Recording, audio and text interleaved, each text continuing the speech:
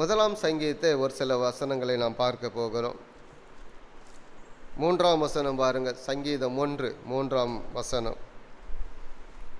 அவன் நீர்க்கால்களின் ஓரமாய் நடப்பட்டு தன் காலத்தில் தன் கனியை தந்து இலையுதிராதிருக்க மரத்தை போலிருப்பான். அவன் செய்வதெல்லாம் வாய்க்கும். ரொம்ப அழகாக அந்த சங்கீதம் 1ஆம் சங்கீதம் எழுதியிருக்கார். சில நேரங்களில் ஞான பாடல்கள் அப்படின்னு சொல்லுவாங்க. அதில் முக்கியமான முதல் பாட்டு இதுதான், ஞான சங்கீதங்கள் அப்படின்வாங்க.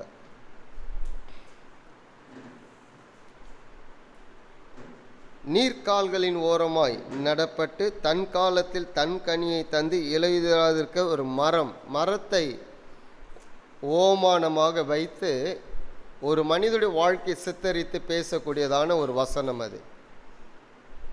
சில நேரங்களில் மரத்தை வச்சு தான் நாம் கற்றுக்கணுன்ற மாதிரிலாம் இருக்குது பாருங்கள். இயேசு கிறிஸ்துவும் பல ஓமைகள் சொல்லும் பொழுது மற்ற காரியங்களை காட்டுகிறார்ல.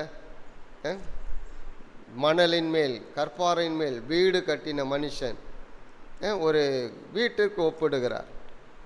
இன்னொரு இடத்துல மரம் நல்லது என்றால் கனி நல்லது என்று சொல்லுங்கள், மரம் கெட்டது என்றால் கனி கெட்டது. இதெல்லாம் எதற்கென்றால் ஒரு மனிதனுடைய வாழ்க்கையை குறிப்பிட்டு காண்பிப்பதற்காக சொல்லக்கூடிய ஓமைகள். இப்போ இங்கே இந்த 1ஆம் சங்கீதத்தில் ஒரு அற்புதமான ஒரு உருவகமாக ஓமானமாக ஒரு விஷயத்தை சொல்லுகிறார். ஒரு மரம், அந்த மரம் எப்படி இருக்குன்னா நீர்க்கால்களின் ஓரமாய் நடப்பட்டு, நீர்க்கால்களின் ஓரம்னா இந்த ஓடக்கூடிய தண்ணீர் ஓடுகிறது பாருங்கள், அது ஓரமாய் நடப்பட்டிருக்க ஒரு மரம் எந்த அளவுக்கு செழித்திருக்கும் என்பதுதான் இந்த வசனத்துடைய சாராம்சம். அது எப்படி செழித்திருக்குன்னா எல்லா காலத்திலும் கனி கொடுக்கறது இல்லை, அது கொடுக்க வேண்டிய காலத்தில் என்ன பண்ணுது, கனியை கொடுக்கிறது. எவ்வளோ அழகா, தன் காலத்தில் தன் கனியை தந்து, தன் காலத்தில் மற்ற கனியை பற்றி பேசலை, தன் காலத்தில் தன் கனியை தந்து இலையுதிராதிருக்கிற மரம், இலை உதிராதிருக்கிற ஒரு மரம். அப்போது எந்த அளவுக்கு அந்த மரம் செழிப்பாக இருக்கும் பாருங்கள். அந்த செழிப்பாக இருப்பதற்கு காரணமே அது எங்கே நடப்பட்டு இருக்கிறது என்பதுதான் மிக முக்கியம். எல்லா மரங்களும் கனி கொடுக்கறது இல்லை, சரியாக கனி கொடுக்குது. சில மரம் கனி கொடுக்கும், ஆனால் அந்த அளவுக்கு கனி கொடுக்காது. ஏன் கனி கொடுக்காதுன்னா அதுக்கு நீரூற்று இருந்திருக்காது, நல்ல ஒரு காற்று வசதி இருந்திருக்காது, சூரிய ஒளி இருந்திருக்காது. இப்போது இந்த ஒரு மரம் பாருங்கள், நல்ல சீதோஷ்ண நிலையோடு ஒரு நீரூற்று அருகிலே நட்ட வைக்கப்பட்டு அது இலையுதிர்வதும் இல்லை, தன் காலத்தில் தன் கனியை நிறுத்துவதும் இல்லை, சரியாய் கொடுத்து சரியாய் பண்ணுகிறது. அப்போ ஒரு விஷயத்தை சொல்லிட்டு ஒரு மனிதனுடைய வாழ்க்கையை விளக்குகிறது இந்த வசனம். சொல்லிட்டு என்ன சொல்றாரு, அவன் செய்வதெல்லாம் வாய்க்கும், அவன் செய்வதெல்லாம் வாய்க்கும் சொல்லிட்டு பின்னாடி ஒரு 3 வசனங்கள் இருக்கு. யாருன்னா அவன் அல்லாமல் அவனுக்கு எதிராக இருக்கிறவன். அப்போ இந்த மனுஷன் யார் என்பதை நாம் பார்க்கணும். ஒரு மரத்திற்கு ஒப்பிட்டு பேசக்கூடிய இந்த மனிதன் யார்? ஆனால் இப்படிப்பட்ட வாழ்க்கையில் இல்லாமல் சிதறடிக்கப்பட்டு போகிற மனிதர்கள் யாருன்னா துன்மார்க்கர்னு பேர் வச்சிருக்காரு அந்த சங்கீதத்தை எழுதினவர். என்ன சொல்றார், துன்மார்க்கர் அப்படி இராமல் காற்று பறக்கடிக்கும் பதரை போல் இருக்கிறார்கள், ஆகையால் துன்மார்க்க நியாய தீர்ப்பிலும் பாவிகள் நீதிமான் சபையிலும் நிற்பதில்லை. கர்த்தர் நீதிமான்களின் வழியை அறிந்திருக்கா, துன்மார்க்கன் வழியை அறியும். அப்போது இந்த மனிதன் யார் என்பதை இந்த 3 பிறகுள்ள வசனங்களை வாசிக்கும் பொழுது 2 பிரிவாக அந்த சங்கீதத்தை எழுதினவர் பிரிக்கிறார். 2 பிரிவாக, ஒருத்தர் நீதிமான்கள், இன்னொருத்தர் அநீதிமான்கள். அவங்களுக்கு பேர் துன்மார்க்கர் என்றோ பாவிகள் என்றோ வைக்கப்படுகிறது. நீதிமான்கள் அநீதிமான்கள், அவ்வளோதான், முடிஞ்சு போயிடுச்சு. அந்த அநீதியை செயல்படுகிறவர்களுக்கு என்ன பேர் வேணாலும் வச்சுட்டு போகலாம். அதை என்ன சொல்கிறாரு, பாவிகள்னு சொல்கிறாரு, துன்மார்க்கர்னு சொல்கிறாரு. அப்போது இவர்கள் எதை அனுபவிப்பதில்லை என்றால், எதை செய்வதில்லை என்றால், ஒரு செழிப்பான ஒரு வாழ்க்கை அல்லது ஒரு நிலையான ஒரு வாழ்க்கை, கனிதரும் வாழ்க்கை அவர்களால் வாழ முடியவில்லை. ஏனென்றால் அவர்கள் நீதியை விரும்புகிறதில்லை. நீதிக்கு விரோதமாய் இருக்கிறவர்கள், அநீதியை செய்யக்கூடியவர்கள், அநீதியான காரியங்களை நடப்பிக்கக்கூடியவர்கள், அவர்கள் இந்த செழிப்பான வாழ்க்கையில் ஈடுபட முடியவில்லை. ஒரு நற்செயல்களை செய்யக்கூடிய ஒரு வாழ்க்கை அல்லது கனி கொடுக்கிற வாழ்க்கையில் அவர்களால் ஈடுபட முடியவில்லை. அப்போ யார் இந்த வாழ்க்கையை அனுபவிக்க முடியும் என்றால் நீதிமான்கள். அல்லேலூயா, நீதிமான்கள். கர்த்தர் நம்ம எல்லாரும் நீதிமான்களை வைத்திருக்கிறார். அவருக்கு நீதிமான் என்றாலே அவருக்கு முன்பதாக நிற்கக்கூடிய ஒரு ஸ்லாக்கியம், தேவனுக்கு முன்பாக நிற்கக்கூடிய ஸ்லாக்கியம். ஆபிரகாம் நீதிமான் எண்ணப்பட்டார். யாருக்கு முன்பதாக நின்றார்? கடவுளுக்கு முன்பதாக நின்றார். அவருடைய செயல்கள், அவருடைய கீழ்ப்படிதல் அவரை நீதிமானாய் மாற்றினது. இதுதான் நீதிமான் என்கிற பதம். கடவுளுடைய வார்த்தையை கேட்டு கடவுளுடைய வார்த்தையின்படி வாழ ஆரம்பிக்கிறேன்னா அவருக்கு முன்பதாக நிற்கக்கூடிய ஒரு ஸ்லாக்கியத்தை கொடுக்கிறார். நம்மை ஆண்டவர் நீதிமான்களை வைத்திருக்கிறார். நாம் செய்த புண்ணியத்தினாலும் நாம் செய்த நற்செயல்களினாலும் அல்ல, அது கடவுளுடைய கிருபை. கடவுளுடைய கிருபையினாலே நாம் நீதிமான்களாக்கப்பட்டு இருக்கிறோம். கடவுளுடைய கிருபையினாலே பரிசுத்தவான்களாக இருக்கிறோம். பரிசுத்தவான்களுக்கு ஏற்றபடியும் நீதிமான்களுக்கு ஏற்றபடியும் நாம் செய்ய வேண்டும். என்ன சொல்லுகிறார்? அவன் நீர்கால்களின் ஓரமாய் நடப்பட்டு அவன் செய்வதெல்லாம் வாய்க்கும். அவன் செய்வதெல்லாம் வாய்க்கும். இப்படி ஒரு ஆசை இருந்துச்சுன்னா நமக்கு நல்லதை, நான் செய்கிறதெல்லாம் வாய்க்கணும், நான் சொல்கிறதெல்லாம் நடக்கணும், நான் கேட்குறதெல்லாம் கிடைக்கணும் அப்படின்னு இருந்தால் எப்படி இருக்கும் பாருங்க. நிறைய கிறிஸ்துவுடைய ஆசைகள்லாம் அப்படி தான் இருக்குது. அதுக்கு தான் முட்டி மோதி ஜெபிக்கிறாங்க, இல்லைன்னா ஃபாஸ்டிங் இருக்கிறாங்க, உபவாசம், கடுமையான உபவாசம்லாம் இருக்கிறவங்கள பார்த்துருக்கீங்களா? என்னென்னா இத்தனை நாள் கிடைக்கல, இனியாவது கிடைச்சிடணும்னு நான் பார்க்குறேன், போராடியாவது ஜெபிச்சிடணும்னு பார்க்குறேன். ஏதாவது ஒன்றை கிடைப்பதற்கோ அல்லது பெற்றுக்கொள்வதற்கோ உபவாசம் இரு என்று எங்கும் வேதம் நமக்கு கற்றுக் கொடுக்கப்படவில்லை. உபவாசம் இருக்கணும். எதற்காகனா நம்மை மாற்றிக்கொள்வதற்கு உபவாசம் இருக்கணும். நம்முடைய தீய செயல்களையும் நம்முடைய தீய காரியங்களையும் கடவுளுக்கு விரோதமான இருக்க செயல்களை மாற்றிக்கொள்வதற்கு, நம்மை மாற்றிக்கொள்வதற்கு, நம்மை சீர் செய்து கொள்வது தான் உபவாசம் இருக்கணும். கண்டி பெற்றுக்கொள்வதற்கு, அடைவதற்கு உபவாசம் இருக்க முடியாது. உபவாசம் என்பது அவருக்கு லஞ்சமாய் நாம் கொடுக்க முடியாது. நம்மை நாமே நாம் மாற்றிக்கொள்வோம் என்றால், நம்முடைய வழி கடவுளுக்கு பிரியமாக இருக்கும் என்றால், என்ன கேட்க வேண்டும் என்று நமக்கு தெரியும். எல்லாத்தையும் கேட்க மாட்டோம். என்ன கேட்கணும், எதை செய்யணுன்றது நமக்கு தெரியும். அல்லேலூயா. அப்போது அப்படிப்பட்டவர்கள் தான் நீதிமான்கள். அந்த நீதிமான்களுடைய வாழ்க்கை கடவுளுடைய பார்வையில் விலையேற பெற்றதாக இருக்கிறது. நீதிமான்கள் பூமியிலே சுடர்களைப் போல இருக்கிறார்களாம். நீதிமான்களின் வழியை கடவுள் அறிந்திருக்கிறார். மற்றவருடைய வழியில் நீதிமான்களுடைய வழி கடவுளுக்கு தெரியும். நீதிமான்களை கர்த்தர் பாதுகாக்கிறார் என்று வேதம் சொல்லுகிறது. அப்போது யார் இந்த நீதிமான்? அதுதான் ரொம்ப முக்கியம். இப்போ இந்த வசனம் ஆரம்பிக்கும் பொழுது எப்படி ஆரம்பிக்குது பாருங்கள். துன்மார்க்கருடைய ஆலோசனை நடவாமலும், பாவிகளுடைய வழியில் நில்லாமலும், பரியாசக்காரர் உட்காரும் இடத்தில் உட்காராமலும். 3 கேரக்டர் உள்ள மக்களை பற்றி பேசுகிறார். துன்மார்க்கர், பாவிகள், பரியாசக்காரர். இதை இன்னொரு மொழிபெயர்ப்பில் வாசித்தோம்னா ரொம்ப நல்லாயிருக்கும். பரிசுத்த பைபிள்னு ஒரு மொழிபெயர்ப்பு இருக்குது பாருங்கள், அதில் வாசிக்கும் பொழுது நல்லா இருக்கும். அதாவது தீய ஜனங்களின் அறிவுரை. இதில் நாம் என்ன வாசிக்கிறோம்? துன்மார்க்குடைய ஆலோசனை, தீய ஜனங்களின் அறிவுரை. கொஞ்சம் தெளிவாக இருக்குது. அடுத்தது என்ன பண்ணுறது? பாவிகளுடைய வழியில் நில்லாமலும், அதாவது தவறான வழியில் போய் கொண்டு இருக்கிறவர்களை போன்று வாழாமல். பாவிகள்லாம் என்ன? அவருடைய வழியை பார்த்தாலுமே தெரியும், அவருடைய செய்கையில் பார்த்தாலுமே தெரியுது. அடுத்தது என்ன சொல்லுகிறது? பரியாசக்காரர், தேவனை மதிக்காத ஜனங்களோடு. தேவனை பரியாசம் பண்ணுகிற யார்? கடவுளை மதிக்காதவங்க, கடவுளுக்கு விரோதமாக இருக்கக்கூடியவர்கள், பரியாசம் பண்ணக்கூடியவர்கள். நாம் கிறிஸ்தவர்கள் நினைக்கிற நிறைய பேர் என்ன பண்ண பரியாசம் பண்ணுறாங்கல்ல, ஒருத்தரை பார்த்து ஒருத்தர் பரியாசம் பண்ணுகிறதெல்லாம் சர்வசாதாரணமாகிடுச்சு. அது தப்புன்னு தெரியாமல் போயிடுச்சு பாருங்கள். அடுத்தவங்களை கிண்டல் அடிக்கிறது, அடுத்தவங்களை பற்றி தரக்குறைவாய் பேசுறது, பரியாசம் பண்ணுறதெல்லாம் என்ன ஆயிடுச்சுன்னா இன்றைக்கி அது தப்புன்னே தெரியாமல் போயிடுச்சு, பழகிடுச்சு. பாவம் செஞ்சு செஞ்சு பழகினவனுக்கு பாவம்னா என்னன்னே தெரியாதான். தவறு செஞ்சு செஞ்சு பழகினவனுக்கு தவறுன்றது தெரியாது. குடிக்காரனு போய் கேட்டிங்கன்னா நான் குடிக்கிறது தப்பான்னு கேட்பான் அவன். ஏன்னா குடிக்கிறவனுக்கு குடிக்கிறது தப்புன்னு தெரியாது. தீமை செய்கிறவன் பழகினவனுக்கு தீமைன்றது தெரியாது. நிறைய கிறிஸ்துவோட வாழ்க்கை அப்படி தான் இருக்குது பாருங்க. அப்போது யார் அந்த நீதிமான்?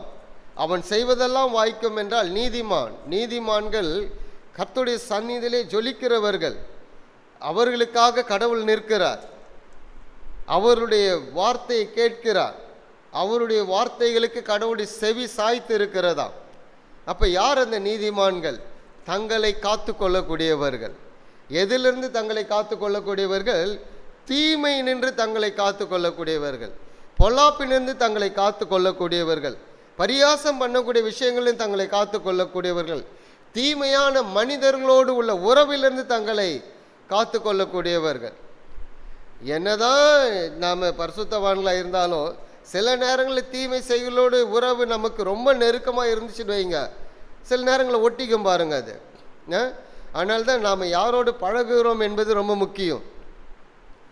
ஆபிரகாமை ஆண்டவர் அழைத்தார், தனியாக வாழ்னார். என்ன சொன்னார்? தனியாக தான் வாழ்னார். எப்போ அழைச்சார்? 75 வயசில் அழைக்கல, முன்னாடியே அழைச்சிட்டார் ஆண்டவர். கூப்பிட்டாரு, உன் இனத்தை விடு, உன் தேசத்தை விடு, உன் ஜனத்தை விடு, நீ வா.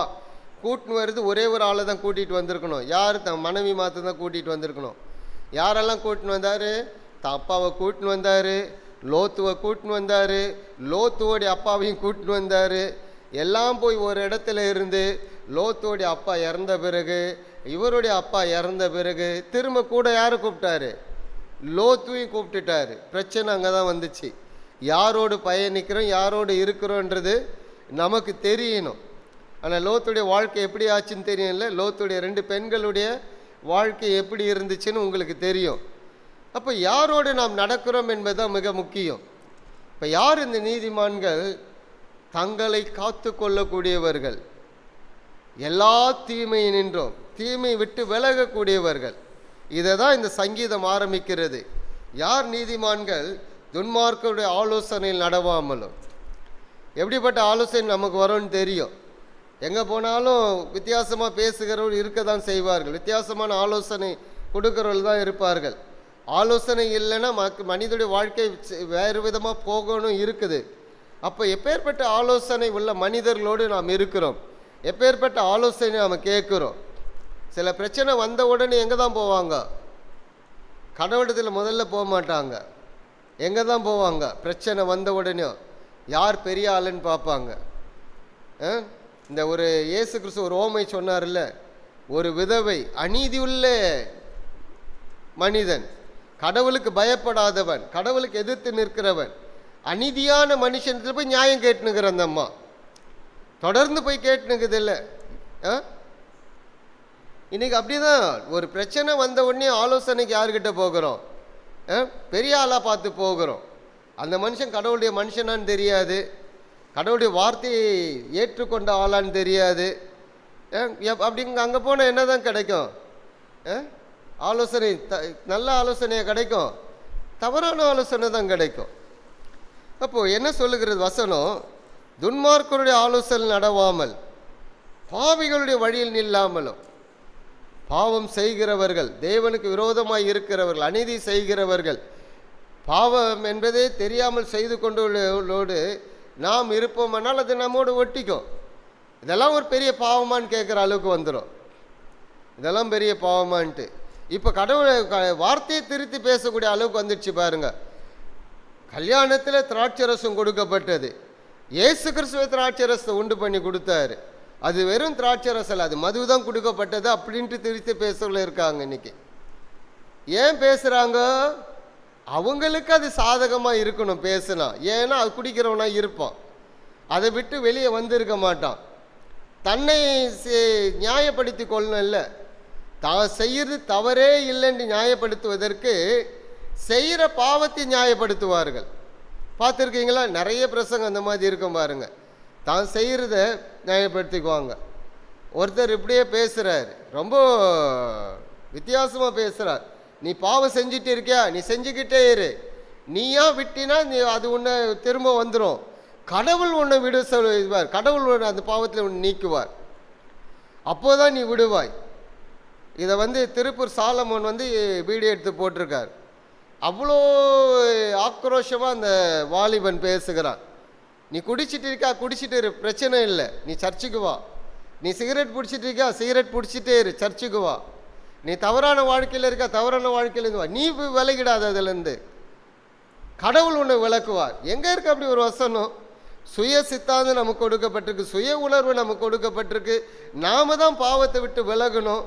எபேசியர் 5ஆம் அதிகாரம் 1, 2, 3 வசனங்கள் இருக்குது. பரிசுத்தவான்களுக்கு ஏற்றபடி நடந்து கொள்ளுங்கள், வேசித்தனமும் அசுத்தமும் உங்களில் காணப்படக்கூடாது, அதிலிருந்து வெளியே வாங்க, பண ஆசை உங்களில் இருக்கக்கூடாது, வெளியே வாங்க என்றார். தெசலோனிக்கருக்கு எழுதும்போது அதான் சொல்லுகிறார், இப்படிப்பட்டவர்கள் தேவனுடைய ராஜ்யத்திலே பிரவேசிப்பதில்லை என்று. இன்னைக்கு பேசக்கூடிய ஏன் அப்படி பேசுறாங்க புரிஞ்சுக்கணும். அவர் அதில் இருக்காரு. அவர் அதில் இருக்கிறதுனால தான் செய்கிற தவறை நியாயப்படுத்துவதற்காக மற்றவர்களுக்கு என்ன சொல்றாரு? நியாயத்தை சொல்லுகிறார். பாவிகளுடைய வழி, பாவம் செய்கிறவர்கள், அநீதி செய்கிறவர்கள், துன்மார்க் என்று அழைக்கப்படக்கூடியவர்கள், தேவனுக்கு விரோதமாக இருக்கக்கூடியவர்கள், அவர்கள் செய்யக்கூடிய செயல்கள் எல்லாம் அநீதி. நம்முடைய ஃப்ரெண்ட்ஷிப் யாரோடு இருக்க, நம்முடைய உறவு யாரோடு இருக்கிறது, நாம் யாரோடு பழகுகிறோம். மூன்றாவதாக என்ன சொல்லுகிறது? பரியாசக்கார கிண்டல் பண்ணிக்கிட்டே இருப்பாங்க, தெரியுமா? ஜோக் அடிச்சுக்கிட்டே இருப்பாங்க. 3 பேர் உட்காந்து ஜோக் அடிப்பாங்க. போனீங்கன்னா உங்களையும் சேர்த்துக்குவாங்க, உங்களையும் சேர்ந்து ஜோக் அடிக்க ஆரம்பிச்சிருவாங்க. உங்களுக்கே தெரியாது. அது தேவையில்லாத மனிதர்களுடைய வாழ்க்கையை தங்களுடைய வாயில் எடுத்து மெல்லக்கூடியவர்கள். பார்த்துருக்கீங்களா?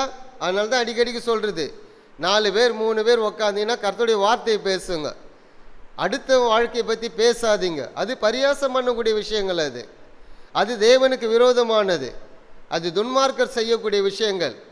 அப்படிப்பட்ட காரியங்கள் நமக்குள்ளே இருக்கக்கூடாது என்பதுதான் அடிக்கடிக்கு சொல்கிறது.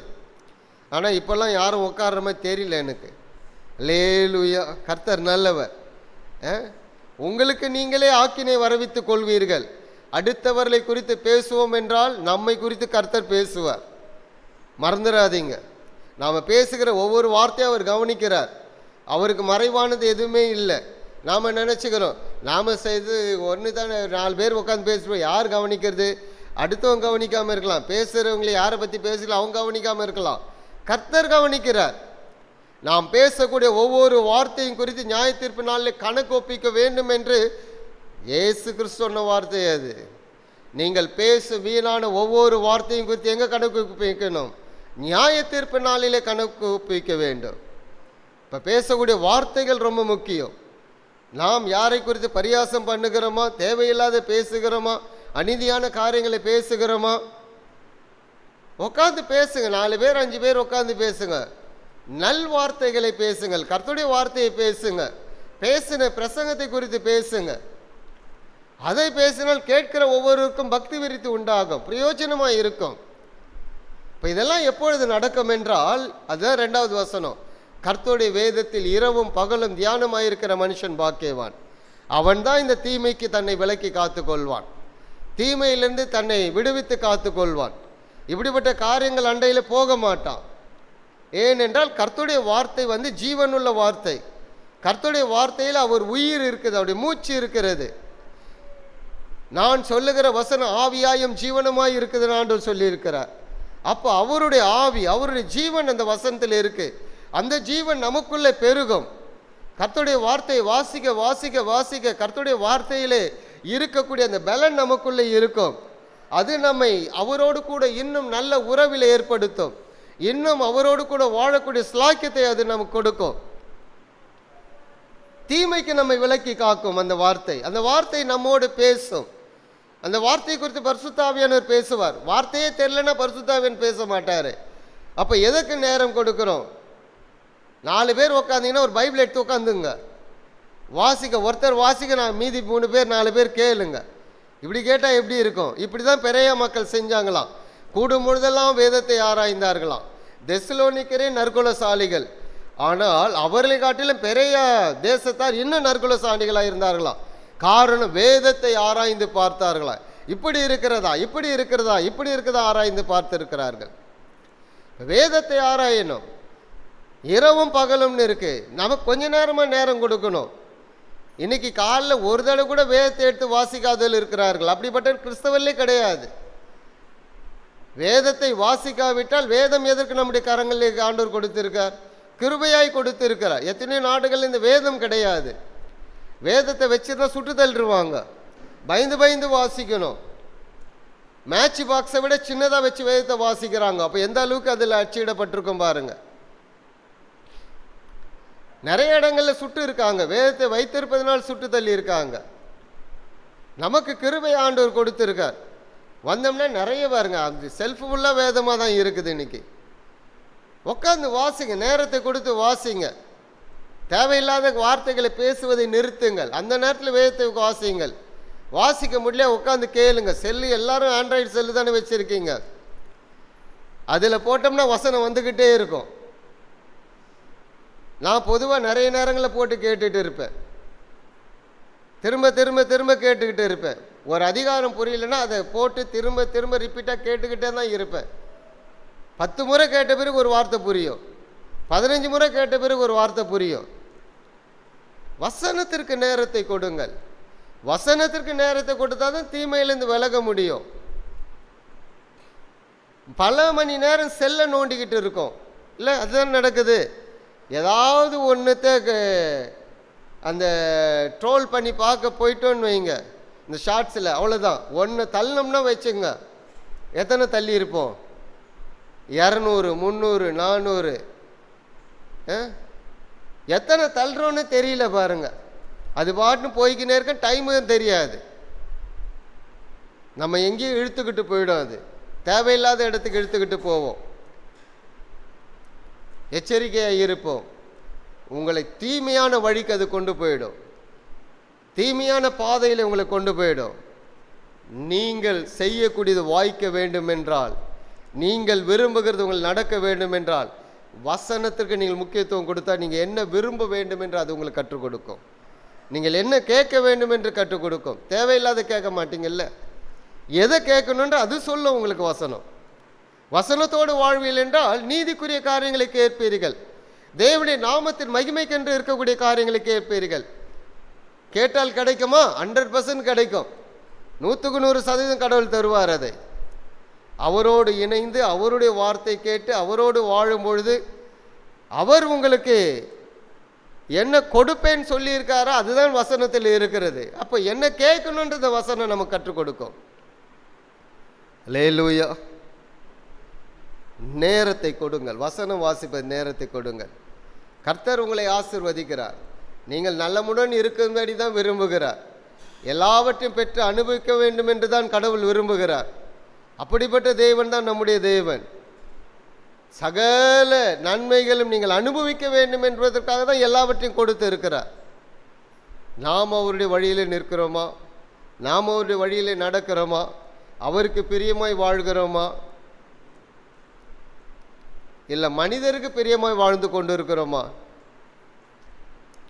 அல்லேலூயா. கர்த்தர் நமக்கு உணர்த்துவார். உங்களுடைய சூழ்நிலை எல்லாவற்றையும் மாற்றுகிறவர் அவர். நம்ம எல்லாரும் எழுந்து நிற்கலாமே.